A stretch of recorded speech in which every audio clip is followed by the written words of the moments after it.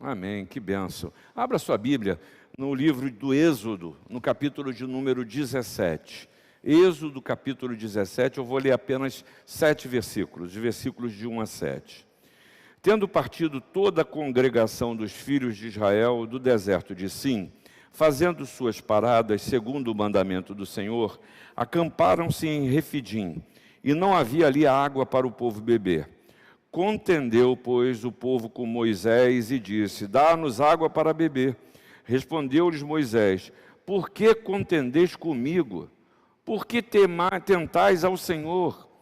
Tendo aí o povo sede de água, murmurou contra Moisés e disse: por que nos fizeste subir do Egito para nos matares de sede a nós, a nossos filhos e aos nossos rebanhos? Então clamou Moisés ao Senhor: que farei a este povo?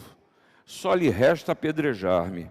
Respondeu o Senhor a Moisés: passa diante do povo e toma contigo alguns dos anciãos de Israel. Leva contigo em mão a vara com que feriste o rio e vai.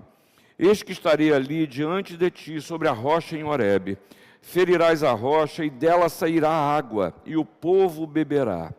Moisés assim o fez na presença dos anciãos de Israel e chamou o nome daquele lugar Massá e Meribá, por causa da contenda dos filhos de Israel e porque tentaram ao Senhor, dizendo: está o Senhor no meio de nós ou não? Irmãos, eu preciso voltar a esse texto com a igreja, porque, na verdade, nós vivemos um momento muito particular na história, e essa pandemia nos traz lições, e muitas pessoas acham que é como se fosse um interregno na história, a história parou antes e a gente não sabe até onde vai, mas eu gostaria de dizer que eu creio que o que essa pandemia está fazendo com cada um de nós, na verdade, é exacerbando um processo que já vinha acontecendo anteriormente, você vai entender isso. E aí eu me lembrei de um texto de Joel Amado que tratava sobre uma igreja em tempos, ou seja, uma igreja em mudança de época. E Joel dizia o seguinte: nesse tempo anterior à pandemia, a discussão começou-se a se exacerbar em termos do que é certo, né, da relatividade do que é certo e do que é errado. E exatamente a perplexidade das pessoas em relação aos critérios para as mudanças na sua própria vida. Isso porque mudanças de época são períodos históricos bem específicos, onde as respostas que até então eram precisas, eram úteis, eram tranquilas, já não servem mais. Por quê? Porque surgiram novas questões. Nós vivemos um tempo assim, em que as soluções tradicionais hoje já não fazem efeito. E mudanças como essas de época são períodos extremamente desestruturadores. Causam na gente, como você pode se sentir, a perda do chão, a crise nas referências, nas certezas, nas suas identidades. E aí, nesse sentido, a radicalidade e a abrangência de mudanças assim não deixa nada incólume. A igreja, por óbvio, é afetada. E a gente vê tanta gente em crise. Quando a gente falava que nessa mudança de época, uma das características era exatamente o individualismo e o egoísmo, o autocentrismo, vamos assim dizer. Quando chegamos nesse momento de pandemia, isso se torna ainda pior com o isolamento. E por isso, tanta gente adoecida, entendendo que o isolamento, que a separação, que o egoísmo não traz satisfação, muito pelo contrário, chega um momento que faz a alma adoecer. Se falou muito de pós-modernidade, e a gente sabe que a recomposição dos aspectos gira em torno de um papel que se atribui ao sujeito individual, a base para o pensar, para o agir e para o ser. Minha cabeça é o meu guia, sou eu que penso no que faço. Por isso que eu nunca vi tantas certezas filosóficas, teológicas, existenciais, esboçadas em frases em mídias sociais. As pessoas são tão definitivas, são tão peremptórias até a próxima publicação. A minha verdade é a que eu faço. E nisso, a gente vê a desconstrução de formas tradicionais de se viver, de viver a totalidade da vida. E isso, a gente no universo religioso vê desaparecer a tutela da dimensão religiosa. A gente viver uma vida religiosa que seja hegemônica, mudança de época. E aí, irmãos, a gente é convidado e precisa compreender esse tempo e discernir como nós temos vivido esse tempo. A palavra de Deus e Jesus nos ensinou, o Evangelho assim fala, que nós, como é que é? Conhecereis a verdade e a verdade vos libertará. Mas, curiosamente, nós hoje, nesse tempo de mudanças, nós vivemos estruturas que são escravizadoras. E em muitos campos em que vivemos e nos relacionamos, isso se torna ainda mais clara. Nós nos submetemos a escravidões, escravizados pelo trabalho, pelo dinheiro, muita gente adoecida, porque não consegue equilibrar seu tempo. Muitas empresas explorando as pessoas, utilizando e simplesmente acabando com a expectativa, com a esperança, porque é gente que tem trabalhado desde 8 horas da manhã até 11 horas da noite e não faz outra coisa, preso dentro de casa, num ambiente que é para descanso, só trabalhando. Gente que é escrava do seu trabalho. A gente vê também gente que é escrava das suas relações subservientes, relações dominadoras, relações violentas. E aí está o jornal que não me deixa mentir, em que a gente vê dentro de uma própria casa uma situação esquisita de uma criança que morre, no mesmo ambiente com o padrasto e sua mãe, e estamos aí estupefatos pelo imaginar do que isso pode se dar. Violência que a gente vê contra a mulher, que mais do que nunca cresce dentro dos lares. Violência contra os idosos abandonados, agora enclausurados dentro do seu espaço. Mas existe uma escravidão que ainda é pior, que é a escravidão religiosa, que ainda hoje impõe, por exemplo, restrições alimentares, quando Paulo nos ensinou que seja tudo feito para a glória de Deus. Uma religião que procura impor medos e subjugar as pessoas, que impõe rituais. Gente que vê a igreja como gado e assim a trata os fiéis como se fosse gado. E o que é pior, há pessoas que se deixam escravizar por por essas cadeias religiosas que hoje graçam e, o que é pior, crescem. Num tempo de tanta certeza, há líderes religiosos que procuram trazer uma certeza que não liberta, que escraviza. Mais do que isso, gente que submete a igreja aos poderes desse tempo, que retira seu tempo, seu dinheiro, sua liberdade de escolha. E tudo isso é fruto de uma mentalidade escrava que encontra pessoas dispostas a se submeter à escravidão. Aí veja só, temos esse texto que você acabou de ler com a gente. E aí você lembra dessa história? O povo de Deus, escravo no Egito, Deus levanta Moisés, Deus promete livrar o seu povo, Moisés fala ao faraó, ele não deixa o povo ir, vem as pragas de água em sangue, rã, piolho e daí por diante, e aí resolve liberar o povo e o povo sai do Egito. E aí Israel é perseguido, a passagem pelo meio do mar, os egípcios morrem, aí festa, celebração, está todo mundo feliz, está uma beleza, prosperidade absoluta, é um novo tempo, nós vamos para a terra prometida. Mas aí começa o problema de enfrentar as condições naturais da vida.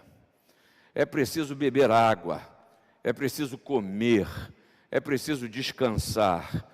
E aí começam os problemas. Beber água e o povo murmura. E você chega lá em Êxodo no capítulo 15, está lá, vem cá, e agora, o que nós vamos beber? E aí depois você encontra o problema da comida, e o povo murmura. Ah, bom era lá no Egito, lá nós tínhamos pão à vontade. E você vê isso em Êxodo, no capítulo 16. E Deus provê pão de manhã e carne à tarde. E nessa água, uma necessidade essencial, o problema acontece de novo. Volto a reclamar. Tiveram a experiência de sentir falta d'água e de receber. E agora acontece de novo. E o tempo fecha, como a gente dizia. E o povo começa a brigar com Moisés. E chega a um ponto de agressividade, de desrespeito, de insensibilidade e incompreensão que é natural de gente que sempre espera dos outros aquilo que precisa ser a solução para a sua vida. Porque isso é reflexo de uma mente que é escrava, de uma mente que sempre depende de tudo e dos outros. E o povo diz, o problema é Moisés. É como diz no jargão popular, quem pariu Mateus, que o embala. Foi você que tirou a gente de lá, é você que tem que providenciar isso. E Moisés pergunta, gente, por que vocês estão brigando comigo? Por que vocês contendem comigo? E ele diz com Deus, Deus, o que eu vou fazer com esse povo? Só está faltando eles me apedrejar. Só está faltando a violência física. E nosso tempo, em esse nosso tempo, nem isso falta. Porque a violência física tem sido uma expressão dos sentimentos e das dores. E o povo diz, o passado lá é que era melhor. Por que você tirou a gente do Egito? E a questão central que se coloca, e Moisés faz questão de destacar, não é a água, não é a carne, não é o lugar onde se está, não é as condições da vida, mas é uma questão muito séria. O Senhor está no meio de nós ou não está? Você que nos assiste, você que está presente aqui, se você olhar para a sua vida, você precisa responder primeiro essa questão. Ou Deus, você reconhece a Deus nos seus passos, no seu caminho, ou não reconhece. Essa é a primeira questão. E aí é bom lembrar que esse povo, assim como talvez você também, tenha tido a experiência de Deus, da mão de Deus, do poder de Deus, da ação de Deus, do amor de Deus. Um povo escravo e diante da possibilidade de libertação, de um povo que age, de um Deus que age poderosamente para libertar esse povo, manda 10 pragas, e esse povo foi testemunho do que aconteceu. A instituição da Páscoa, Deus os enche de bem, diz o capítulo 12 de Êxodo. Deus livra da escravidão. Deus guia no caminho, diz o capítulo 13, que de dia uma nuvem ia à frente para mostrar para onde ia, e à noite uma coluna de fogo. É um Deus que abre um mar, ou seja, remove as impossibilidades. É um Deus que torna as águas amargas em água doce. É um Deus que manda maná, é um Deus que manda codornizes. E aí, irmãos, nós precisamos nos ver diante das características de uma mentalidade que continua a ser escrava. Continua a ser escrava. E agora em Cristo Jesus, nós temos a possibilidade de viver uma liberdade que é do Espírito. E resumindo o que eu quero falar para você nessa manhã, é que a gente precisa construir uma nova história. E esse tempo é um tempo excelente para que a gente dê uma olhada para a nossa caminhada. E muitos dizem isso, o que há de ser, o que vai ser a partir de agora. E aí chegamos até a pensar, como será a igreja a partir de então? É uma excelente oportunidade para que a gente construa uma nova história. E para pensar nisso, a primeira coisa que precisamos fazer uma análise é exatamente da personificação do mal. Sabe por quê? Porque todo escravo tem um senhor. A mentalidade escrava, ela sabe, ela está à procura do seu senhor. É ver o que o seu Senhor vai fazer, o que o seu Senhor vai dar, quais são as migalhas que vão cair, como o seu Senhor vai lhe punir. E aí, nesse sentido, eu quero dizer primeiramente para você que pessoas que seguem outras pessoas, não a Jesus, elas têm uma mentalidade escrava. E aí eu quero perguntar para você, ainda que seja retoricamente, você tem colocado as causas dos seus males nas costas de quem? De quem? Você acha que quem está te devendo é quem, ou em que circunstâncias? São os homens? É o juízo? É o governo? É alguém da sua família? É a sua condição? É o seu chefe? Cuidado, porque homens decepcionam, homens erram, homens são limitados, homens enganam, e não é à toa que Jeremias nos ensinou dizendo: maldito o homem que confia no homem, faz da carne mortal o seu braço e aparta o seu coração do Senhor, porque será como arbusto solitário no deserto, e não verá quando vier o bem. Antes, morará nos lugares secos do deserto, na terra salgada e inabitável. Bendito o homem que confia no Senhor e cuja esperança é o Senhor, porque ele é como árvore plantada junto às águas, que estende as suas raízes para o ribeiro e não receia quando vem o calor, mas a sua folha fica verde, e no ano da sequidão não se perturba, não deixa de dar fruto, porque enganoso é o coração, mais do que todas as coisas, e desesperadamente corrupto. Não confie em homens. Não espere pelos homens, espere no Senhor, porque pessoas que esperam tudo do outro estão revelando uma mentalidade que é escrava. E é interessante, né? O povo de Israel só conhecia um tipo de relação: o escravo versus o Senhor.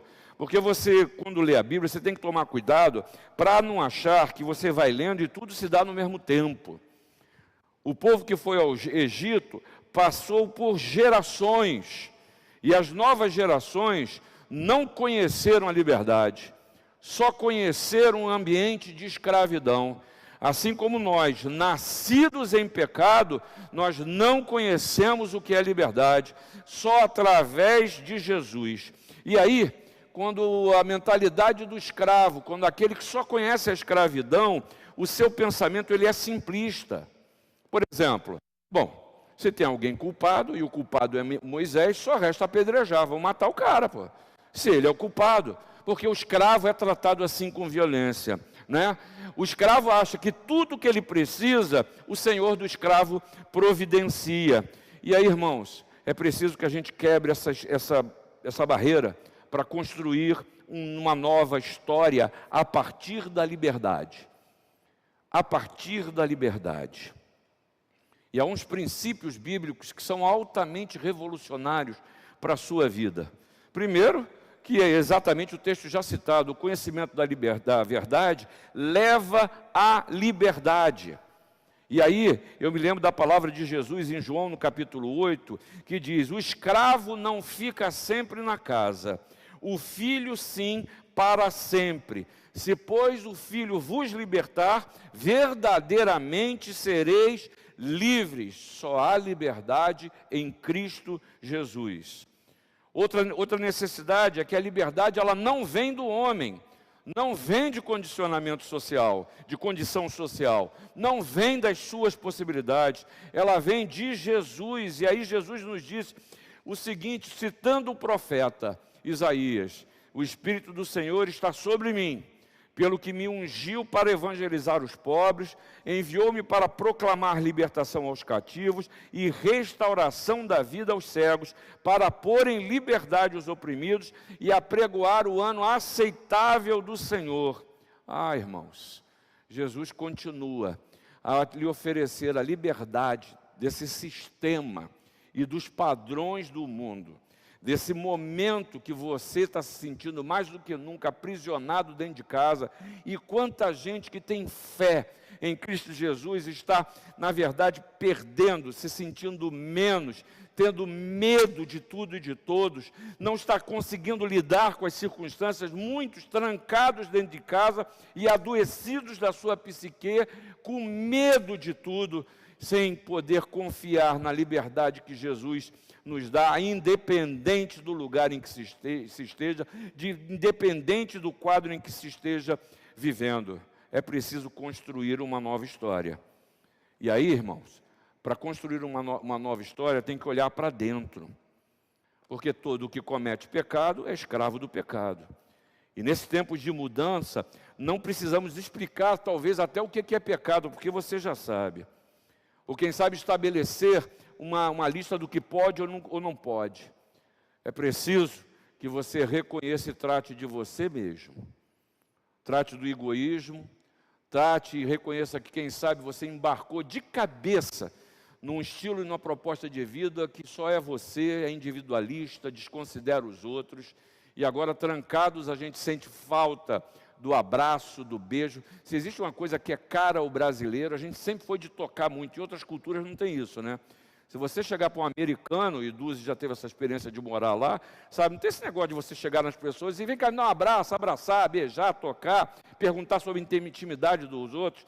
Aqui no Brasil a gente se acostumou a isso. Entrou no ônibus, falou com o do lado, no momento seguinte você já está perguntando sobre a intimidade do cara. Quando termina a viagem, você já está marcando de ir na casa do cara fazer um churrasco. E como tem sido difícil para nós brasileiros viver esse distanciamento, o toque, que é tão importante para todos nós. Tempo de mudança. Tempo de mudança que a gente tem que olhar para dentro e reconhecer que muitas vezes nós desprezamos as pessoas e o problema não era a pandemia, não. Era uma atitude interior.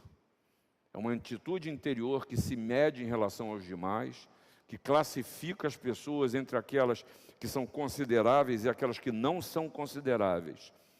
E aí eu quero dizer para você que essa mentalidade ela é escrava. Ela é escrava. Insisto em dizer, falei agora principalmente, que o conhecimento da verdade leva à liberdade, mas tem muita gente que está querendo viver com um guru, com um tutor. E quem é verdadeiramente livre em Cristo Jesus não precisa de tutor, não precisa de tutela. Paulo falou isso com muita clareza aos Gálatas, que agora não pode ter gentio nem judeu, livre ou escravo, homem ou mulher.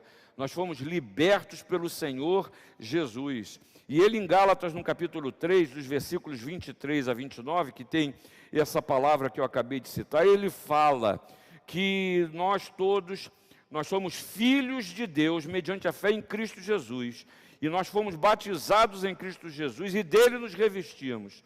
Por isso, nós, por termos fé, nós não podemos permanecer subordinados ao aio. E sabe o que é aio? É um escravo ou uma pessoa de confiança que ele cuidava de uma criança, de um menino, que educava ele, que disciplinava ele até que ele fosse maior de idade. Era um escravo, era um escravo. E aqui a gente vê dois problemas. Gente que vive acorrentada à fé dos outros, dependente. E hoje em dia, há muitos líderes que estão querendo criar essa dependência.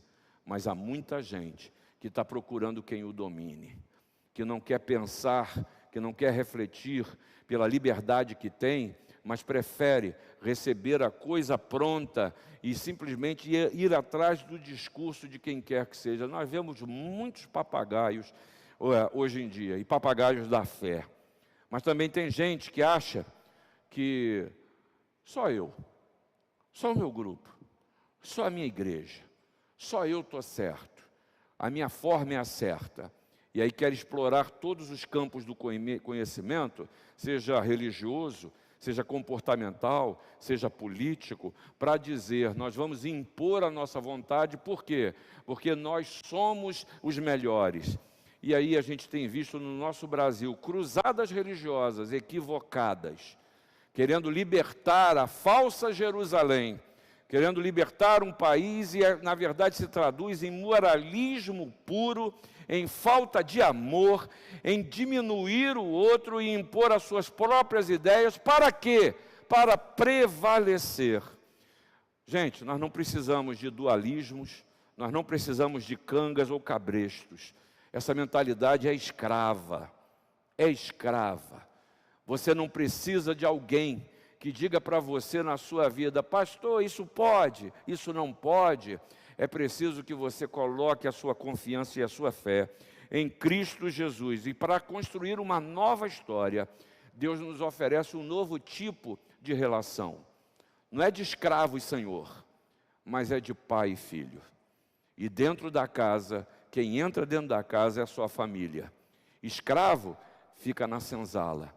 E o Pai em Cristo Jesus está te convidando para que você goze os benefícios de viver na família.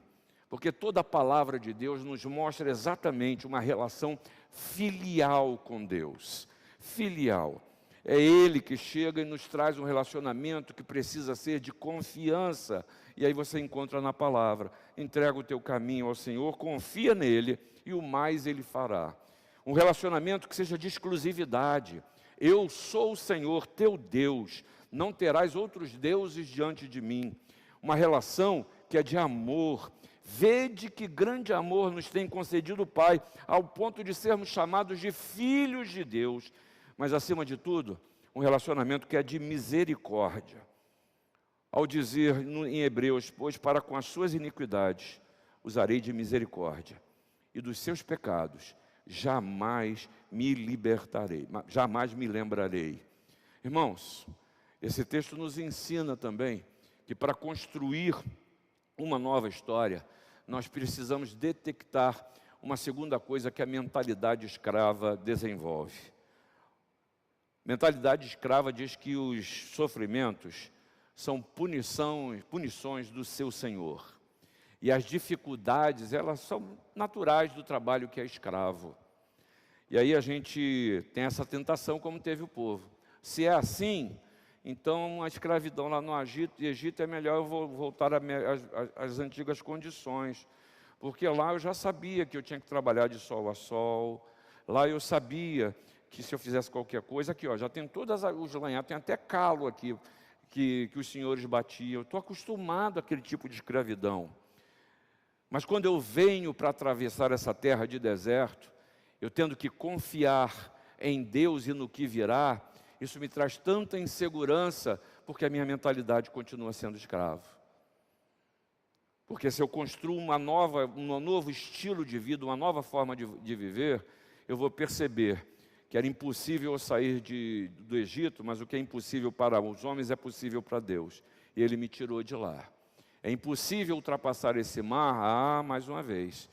A ação de Deus que nos liberta, nos tira a impossibilidade. Mas a mentalidade escrava quer voltar ao passado das dificuldades, porque não quer dar o passo. E aí chega mesmo a dizer: por que nos fizeste sair do Egito? E aí você vê conformismo ou fuga, como ainda hoje a gente vê. Porque para criar uma nova história, a gente precisa entender que toda dificuldade, os sofrimentos, ou impossibilidades até, elas estão gerando e revelando oportunidades. São oportunidades. Quando analisa a sua vida hoje, qual é a sua grande luta? Em vez de você se lamentar, reclamar pelo seu passado, ou quem sabe querer voltar ao que era, entenda que isso é uma grande oportunidade, primeiro, para a ação de Deus. Essa de libertação cumprida, Cristo veio.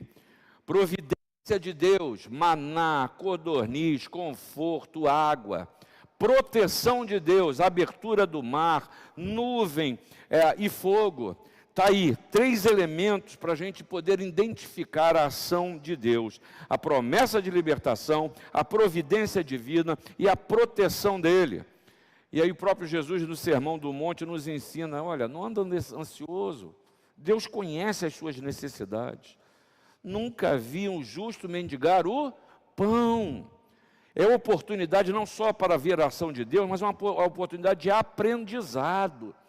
As situações da vida, de conhecimento, dos limites que nos são impostos, precisam servir como aprendizado. Tem gente que vive como se nada tivesse acontecido anterior. A palavra de Deus diz lá em Lamentações, quero trazer à memória aquilo que pode me dar esperança. Eu estou dizendo que muitas vezes a gente age como se não tivesse passado, como se não tivesse história.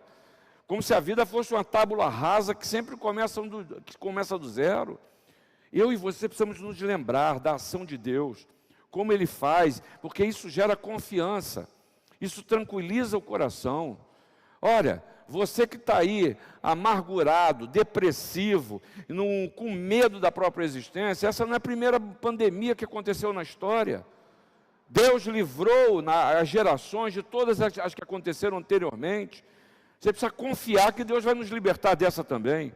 É uma oportunidade para a gente aprender. E dizia o senador romano Cícero que a história é a mestra da vida. Uma palavra de sabedoria. Olhe para a história. conheça os seus limites para que Deus possa expandi-los. Mas há uma oportunidade também nesse tempo, que é uma oportunidade de transformação.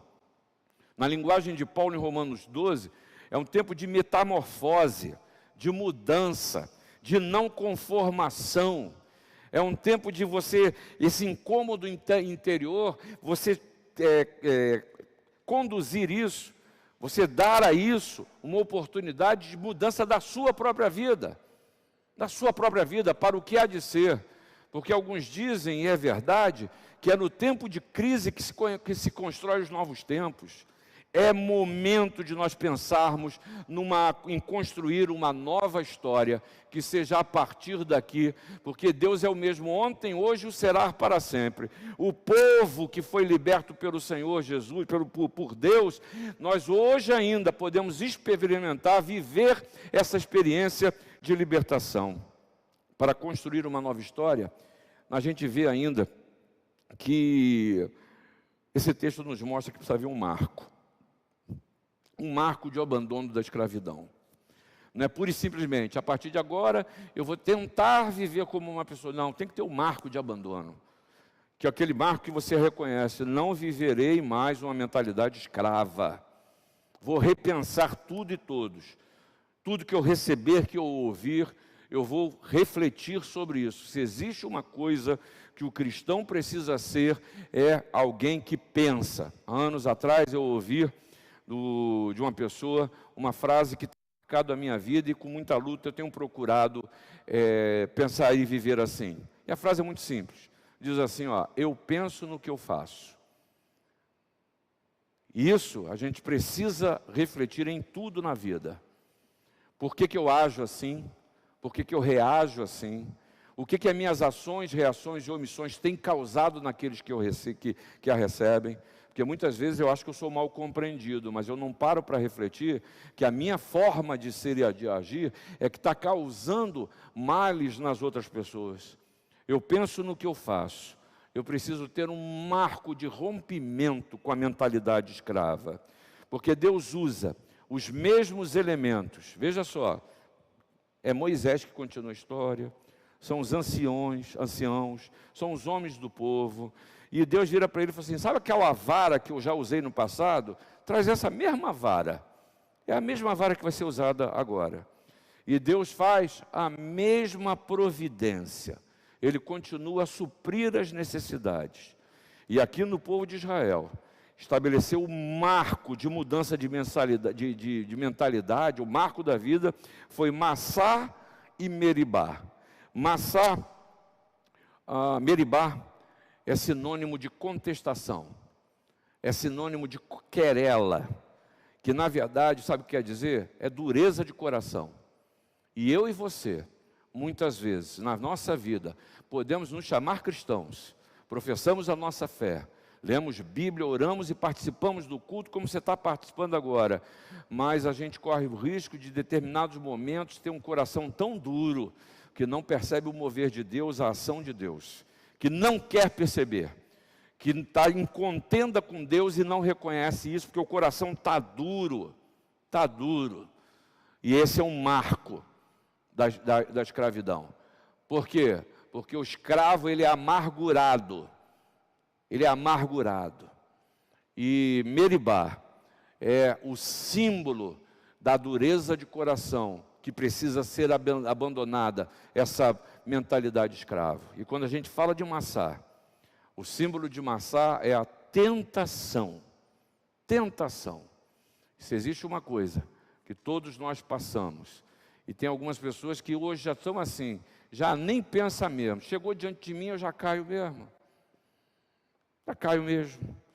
E é algo que a tentação, a gente gosta muito de botar culpa em Satanás. E eu não estou dizendo que ele não é o culpado, mas a gente é tentado pela concupiscência da carne.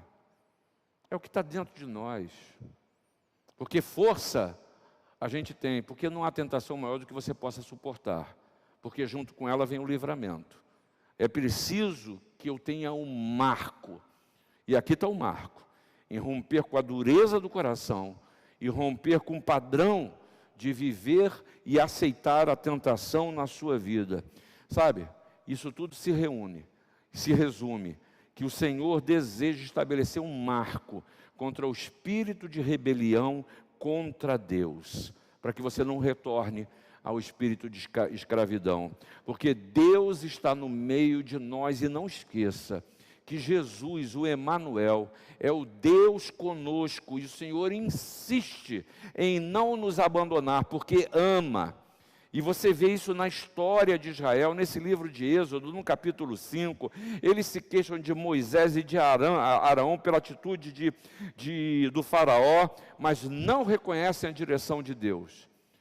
Se você for ler esse livro de Êxodo, eu convido você a fazê-lo com esse óculos, dentro dessa hermenêutica, de você ver a mentalidade escrava, e como Deus se revela, Deus age, Deus faz, Deus muda, e o povo continua a enxergar como escravo. Porque para construir uma nova história em sua vida, na sua jornada, é preciso começar pelos seus fundamentos. E se seus fundamentos forem o que vai no seu coração e a dureza com que você vive, esse fundamento não conduz à liberdade, é a escravidão. Se o seu fundamento for dar aso, dar vazão, permitir em que você viva e caia em tentações, não tem jeito, isso é mentalidade escrava, em que está reconhecendo que o seu Senhor é outro, que não o verdadeiro Deus. É preciso perceber que esse Deus que liberta, Ele age em nosso favor. E aí eu concluo dizendo para você que você não se esqueça que todo escravo tem um Senhor. E na construção de uma nova história, o Senhor quer ter com você em relação de pai e filho. Vinde a mim, todos vós, que está cansados, que estáis cansados e sobrecarregados, e eu vos aliviarei. É o pai que chega para você, que está cansado dessa vida, e agora o que Ele quer te oferecer é colo. É você que está se sentindo protegido, e o pai chega e fala, não, eu boto o peito na frente, é comigo. Deixa comigo, confia em mim, confia em mim. É preciso que a gente reconheça para viver e construir uma nova história, que a mentalidade escrava é alguma coisa real, e não é com os outros, é com você, é comigo, que a gente precisa nos libertarmos desses espíritos que são escravizantes na nossa vida. Mas não se esqueça que para isso há um marco. Para isso Jesus veio, para nos libertar da impossibilidade de tratarmos a nós mesmos, ao nosso coração, e mudarmos de vida. E assim, que você viva um novo tempo, que você viva uma nova época, mas porque essa nova época não foi produzida por os homens, ou quem sabe com a possibilidade de algum falso Messias venha nos oferecer, mas porque a gente sabe que a nova vida, que a novidade de vida, só Jesus pode lhe dar. Que Deus nos abençoe. Vamos cantar agora um hino que fala da palavra de Deus, que fala de belas palavras de vida. O hino de número 351. Cantemos.